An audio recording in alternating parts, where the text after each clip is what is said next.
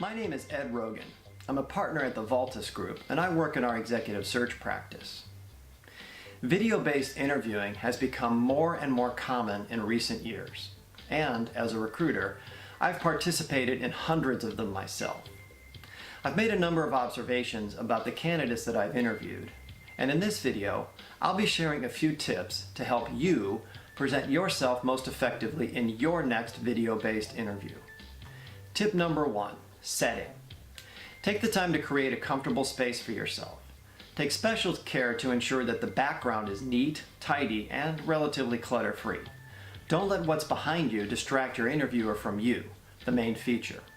And I don't recommend using virtual backgrounds unless it's absolutely necessary, and I know sometimes it is. But with virtual backgrounds, I have found that the person in front of the virtual background fades in and out of it as they move forward and back.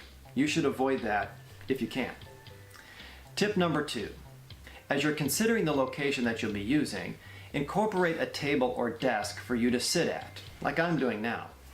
This will help you duplicate the feeling that you're actually sitting at a table or desk in the same room as your interviewer. This will also help with your posture and allow you to physically lean in to enhance the perception of engagement with your interviewer. I've seen too many people sitting in large, comfy chairs or on sofas, leaning back and appearing too casual or informal. So, sit up and lean in. Tip number 3. Camera placement, lighting, and sound are also very important. Now, there's a ton of great information out there about camera placement and lighting, so I'm not going to recreate that content here. I would encourage you to do some research on camera placement and lighting, and then do some experimental video shoots to see how it looks. Many Mac and PC-based computers and laptops come with camera or photo booth apps, and I've used them to do sample shoots and make adjustments. You may have one of these apps already as well, so use it. As for sound, again, most computers and laptops come with built-in microphones, but they can make you sound distant and pick up on the ambient sounds and reverb of the room that you're in. I would recommend using an off-board microphone. Now, there are a great many low-cost options for USB plug-and-play microphones on the market today. For example, there are headsets like this one.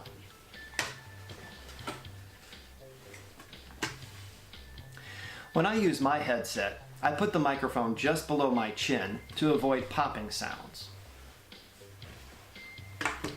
There are also lapel or lavalier microphones like this one. You simply clip it onto your lapel and your listener will swear that you're in the same room with them.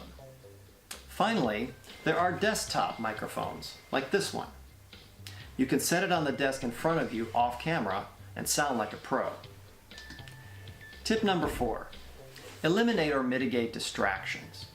There will always be things that pop up that you just can't avoid. We all understand that. I've had any number of things happen outside my home office during interviews. Emergency vehicles going by, neighbors using leaf blowers or hedge trimmers, unexpected people ringing the doorbell, kids or spouse walking into the room. Not much you can do about those things. But you should take the time to make sure that you won't be interrupted. While your little pug puppy may be irresistibly cute, and your 4-year-old wandering into your office to see what you're doing sure is precious, they also prevent you from being as focused and present as you should be during an interview. Tip number 5, attire. Dress for a job interview. While you don't necessarily need to go all the way to suit and tie or its gender equivalent for you, I would suggest that you dress at least one level up from your typical office attire. If I were interviewing, I would choose something like this. You may very well be the best dressed person on that video interview, and that's okay. You are the one being considered for the job. Show your interviewer that you care enough to dress for the opportunity. Well, that's it for now. Please check out my other videos on best practices for preparing to interview. Thank you very much for watching, and we'll see you next time.